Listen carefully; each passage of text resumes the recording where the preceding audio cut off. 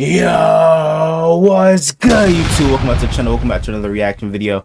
We got which college actually produces the best NFL wide receivers, and also let me know down in the comments below, should I start like reacting to like older games from like back in the day, or like 2016, 2017, stuff like that, like throwback, you know what I'm saying, games and shit like that. But let's check this out. We are currently in the golden era of the wide receiver position. In the quest for the title of wide receiver, I've been wanting to like react to like old games and shit that I haven't watched. Is LSU wide receiver. Same goes with college games as well. Marvin Harrison Jr. and Malik Neighbors leading a star-studded 2024 class of pass-catching prodigies. Bro, I think honestly LSU, it's between LSU, obviously LSU, Alabama, Ohio State, but I think LSU might have the edge just a tad bit. Coming from an Alabama fan, I just think Alabama's NFLU, but LSU be producing some elite talent, man, at the wide receiver position. These two dynamic athletes come from colleges celebrated for producing football playmakers with finesse and style. Top 5 wide receiver schools in college football. Ooh. Now, when it does come to evaluating these colleges, it comes down to plenty of different factors. Do you want the consistent production out of a blue chip talent from Alabama? Alabama is wide receiver U. Jalen Waddle, Jameson Williams, Julio Jones, Amari Cooper, Devontae Smith, Jerry Jeudy, Calvin Ridley. Whoa, hold up! Don't throw Jerry Jeudy in that shit, because he hasn't done anything at the pro level yet. So this goes on can't throw Jerry Jeudy in that conversation. Yeah. In the first round, that's the most out of any school, and because of that, I gotta say Alabama. Or the higher profile names that have come from LSU. I believe I'm wide receiver 1. You know, I play outside, I play the slot. You know, I'm able to go against, 6 DBs in the game, still win against a lot of those DBs, still, get 100 yards a game, catch about 2 touchdowns a game. In the SEC? Yes, sir. At the SEC, the highest level, to play the football in college. Or, I mean, is it something in between that you value more? And now there are several different colleges that we could be talking about when it comes to this award that we do want to give out to them. But I'm only going to be talking about the past 10 to 15 years with these wide receivers. It has been over the last decade or so that the wide receiver position has really evolved into one of the highest paying positions in the league. 100%. With players like Tyreek Hill and Devontae Adams leading the way with Devontae Adams used to get out of Las Vegas, buddy. Justin Jefferson was asked, who's the best receiver? And, rightfully so, he gave it to Devontae Adams. But he told people last year, he said, after next year, he said it's going to be me. I mean, Hill's $30 million contract last year was the third most of any non-quarterback, with Adams' $28 million coming in at 5th amongst non-quarterbacks. Damn. Our favorite colleges have been churning out elite prospects over the recent years, fueling an NFL which has become much more of a passing league. But which college has the best track record of production? Damn, I forgot about Clemson. Clemson had T. Higgins, Justin Ross, DeAndre Hopkins, who else? Mike Williams. We are going to give them Sammy Watkins, because they honestly have produced some pretty good talent in the recent years. Ole Miss is getting an excellent representation in the NFL from AJ Brown. You got Trey Harris and Jordan Watkins that are in Ole Miss right now that are absolute dogs and have won multiple Pro Bowls, with each of them also posting over 5,000 yards and 40 touchdowns in the first 5 years of their careers. And both of them are built like, oh my gosh, both of them are built like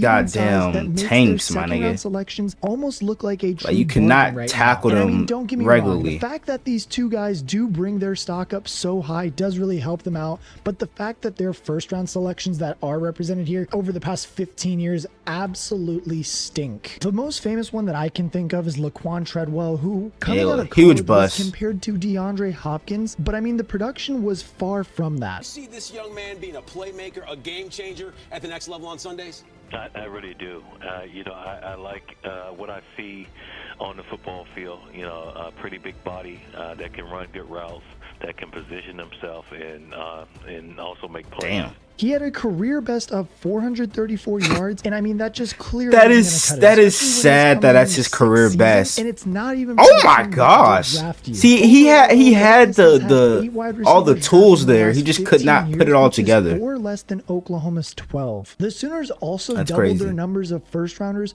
with both Hollywood Brown and CeeDee Lamb being day 1 selections. And I mean, Lamb is the absolute cream of the crop here, going down as one of the best wide receivers to be featured in this video altogether. together. He is fresh off of a dominant 1,749-yard season where he was named a first-team All-Pro, backing up a second-team All-Pro nomination in the last 3 years and 3 Pro Bowls. But on the other hand, Marquise Brown still has yet to really live up to that hype that everybody's wanted him to. Raven. After a frustrating start to his career in a run-first offense in Baltimore, Brown has topped 1,000 yards just once and is now aiming to reinvigorate his career in Kansas City. Other notable names from Oklahoma. I think he'll crack over 1,000 yards because he's gonna have a much bigger load this season with Rashee Rice possibly not playing. Getting more of an opportunity to show what he can do this year, but Jerry Jeudy now being out of the picture. And they might even draft the first round receiver. You never know. Here is Clemson, who does miss my top 4 by just a slight margin. Overall, the Clemson Tigers have produced 12 drafted wide receivers in the last 15 years. Deion Kane. I forgot about Hunter Renfrow. Headlined by Mari Rodgers. DeAndre Hopkins. Mari Rodgers is in the USFL right now, or the UFL. Hopkins was a first-team All-Pro player 3 years in a row, adding in a second-team All-Pro selection in 2015 and 2020. And I mean, when you look at the list of these other guys that have came out of Clemson, it's honestly really impressive. With guys like T. Higgins, Hunter Renfrow, Mike Williams, and now Sammy Watkins too, who's managed to kind of resurrect his own career. Of these guys, though, surprisingly, Renfrow is the only one to see a Pro Bowl selection. But I mean, one has to surely think that T. Higgins is right behind him. Watkins is one of the 3 first-rounders to come from Clemson, and whilst his career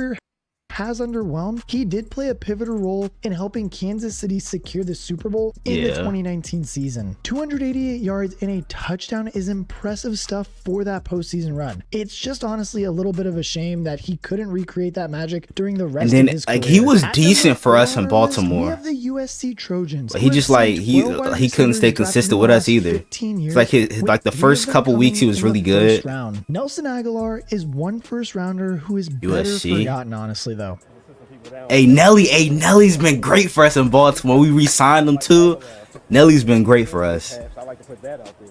But Drake London and Jordan Addison as the other two make a strong case. And Brendan Rice, I think, is going to be the next up too. Don't be sleeping on Brendan Rice. Trojan winning the Pac-12 Offensive Player of the Year award. And I mean, he showed flashes of excellence in the pro game as well. But and Tosh Washington. Those two are really getting slept on right now. Honestly handicapped his career a little bit. A breakout season is surely on the way now, though, that Kirk Cousins is taking over for quarterback for the Falcons. Jordan Addison's story is caveated by the fact that he started his college career as a Pittsburgh Panther, where he won the Blitnikoff Award in 2021. Almost 1,600 yards. 593-yard season and 17 touchdown efforts. Ooh, that little step back. Okay. All you need to know about the perception of their wide receiver room. After becoming the Trojans' most recent first-round offering, Addison enjoyed a very nice rookie season. That dance is mighty zesty, gang. Rookie season out of the wide receivers that were drafted last year, collecting 911 yards and 10 touchdowns as a second option behind Justin Jefferson. And Jefferson was hurt most of the year. To the all-rookie team. And I mean, these last two guys that were just mentioned both got drafted in the first round of the draft, which honestly tells you all you need to know about the Trojans wide receiver room. But I think a big reason that the wide receiver room of USC is so well respected is because of the 2 guys that were drafted years prior. In 2020, Michael Pittman was selected by the Indianapolis Colts in the 2nd round. He just got paid a big bag this year. Amon-Ra proved to be the best value of the lot as he became a Detroit Lion in the 4th round. Both that doesn't look like him. Elite possession receivers with Pittman. Hold up. Go back. Hold up. Go back. Buddy, that's not Amon-Ra St. Brown. A Detroit Lion in the 4th round. Both players have turned out to be elite possession receivers, with Pittman just shining a shiny new contract with the Colts. Receivers blocking is a big part of it, right? Receivers, RPOs, going to catch the ball over the middle in traffic and take hits and do that like A.J. Brown does. That's important, right? So I think he fits them and their culture and what they want to do. And he's gonna be a great target for see, look, that wasn't even an Amon-Ra St. Brown because he don't even have a tattoo, bro. All-Pro nomination already. And like just when you thought they were done, the case for USC then gets even stronger when you consider they've already produced Robert Woods and Juju Smith-Schuster, along with another Biletnikoff winner in Marquise Lee. And now, yes, I know he didn't develop into a great NFL player, but his dominance in college that was a great throw. How powerful powerful this Trojans program is. And when you add in the fact that they've already sent 4 studs into the NFL, I mean, there's no doubt that USC belongs on this list. And I know that their stars are a little lackluster, but I mean, comparing them to this next college,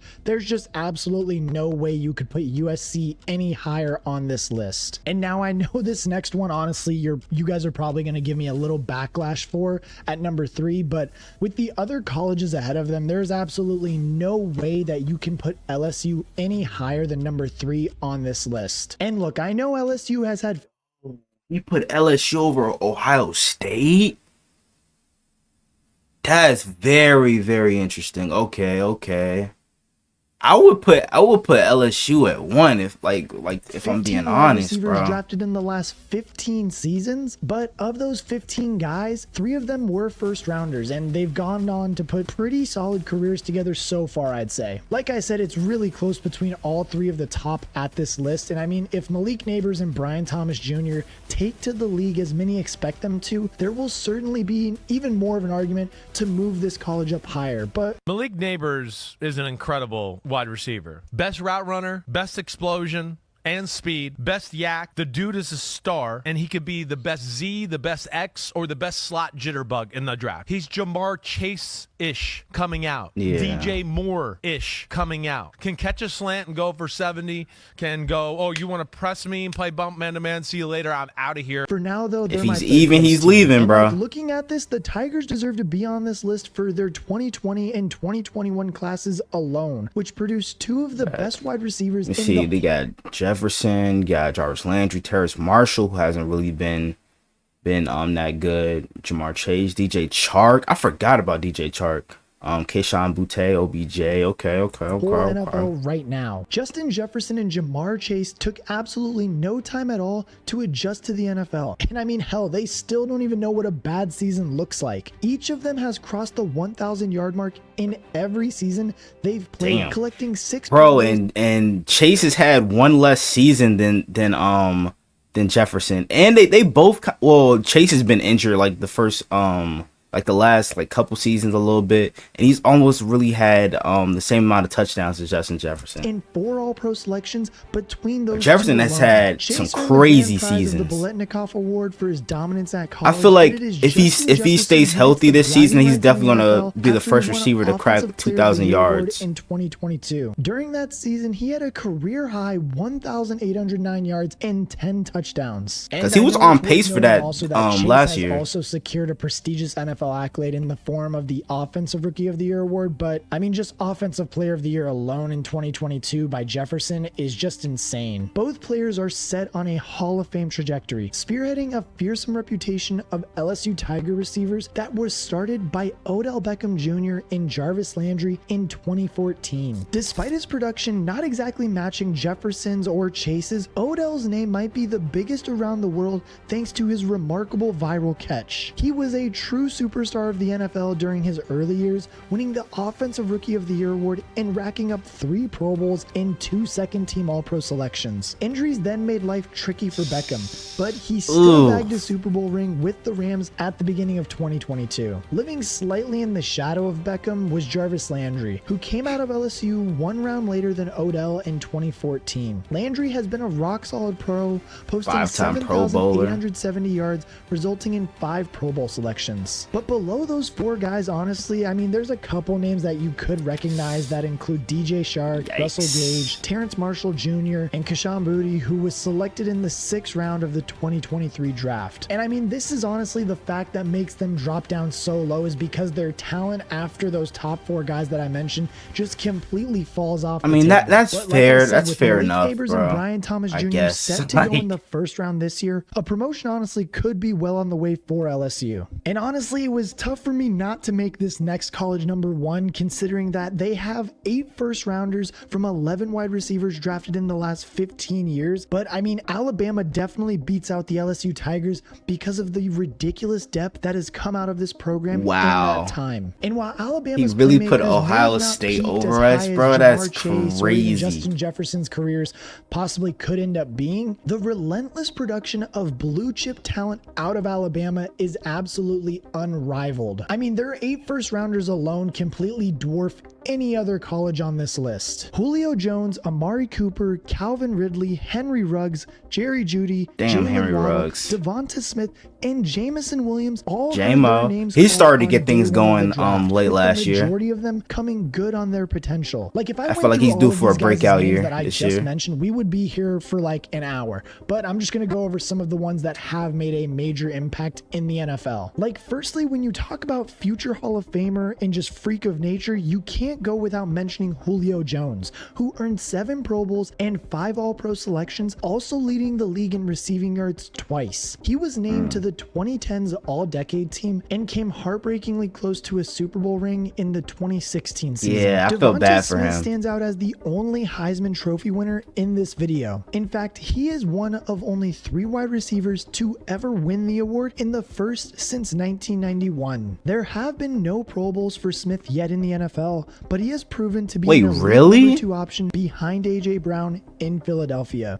He just got paid by Philly too. I think a 3-year deal. Amari Cooper is the proud holder of the Biletnikoff Award and 5 Pro Bowls. Ridley has been selected as a second-team All-Pro player, and Jalen Waddle has made the All-Rookie team. All of these guys have enjoyed multiple seasons with over 1,000 yards and look set to continue in 2024. Like, I mean, even when you look at the B-tier list of this name with guys like Jamison Williams and Jerry Jeudy, those guys are still pretty elite in the NFL right now. I know Jamison Williams, Jerry hasn't done Jeudy anything elite great is yet, but crazy. Jerry Jeudy could easily become a superstar after he just signed his new contract in Cleveland. And like I said earlier, when it comes to consistent production, I mean, he can, but receivers, just got to it prove doesn't it. get much better than Alabama. Consistency. Julio is one of the greatest to ever play the position, but they are just missing another talent like him to give them the #1 spot. And winning the title of the wide receiver U, in my personal opinion, I'm gonna have to say it goes to Ohio State. Over the past 15 seasons, Ohio State has seen 15 wide receivers get drafted, and of those 15, 3 have gone in the first round. Marvin Harrison Jr. Come on now, bro. 3 first-round receivers to our 8. Come on now, bro. That's considered by BS. many That's to be the BS. greatest wide receiver prospect that we have ever seen since Calvin Johnson, almost guaranteeing that the number of first rounders from Ohio State will tick up to 4 in a few weeks' time. He is just the latest in the long list of superstars to come out of the Buckeyes program in recent years, with the likes of Garrett Wilson, Chris Olave, and JSN all being taken in the first round. And if you thought that that was scary, when you add in the other guys that have come out of Ohio State in the form of Terry McLaurin, who was a 3rd rounder, and Curtis Samuel and Michael Thomas, who were both 2nd rounders, and on the cusp of our time frame, we also have Brian Hartline, who was taken in the 4th round of the 2009 draft. I mean, the list goes on and on with Ohio State. And I get it. While Hartline may not have had the greatest professional career, his impact on the Ohio State system in the NFL ever since has been profound. He joined Ohio State as a coach in 2017, taking the wide receiver coaching role in 2018 and offensive coordinator duties in 2022. Marvin Harrison Jr. has even gone to spoke on the impact of Hartline as the coach as one of the reasons he wanted to become a Buckeye in the first place. And the output from the Buckeyes receivers over the recent years shows why. Garrett Wilson was the Offensive Rookie of the Year after posting 1,103 yards in New York, despite having an awful quarterback situation to deal with. And even Chris Olave, my Saints' #1 wide receiver, has also surpassed 1,000 yards in each of his 2 seasons in the NFL, which was enough for him to join Wilson on the All-Rookie team. JSN has even found himself in the starting lineup at times, but it is tough when he has guys like DK Metcalf and Tyler Lockett ahead of him, and he did also have to battle through injury in his rookie year, but was able to show flashes of excellence. Like, I mean, even before Hartline was a coach, they were still dishing out superstars. Michael Thomas posted over 1,000 yards in each of his first 4 seasons. He's been dealing with injuries too, and he's still a free agent. 25-yard season in 2019 that won him the Offensive Player of the Year award. He also collected 2 first-team All-Pro selections and 3 Pro Bowls before faking injuries and figuring out that he didn't need to even play to earn his $100 million contract. But I'm not salty about it. Bro said faking injuries. Oh my gosh, bro. Salty ass Saints fan. To wrap up things, it is a truly remarkable stable of receivers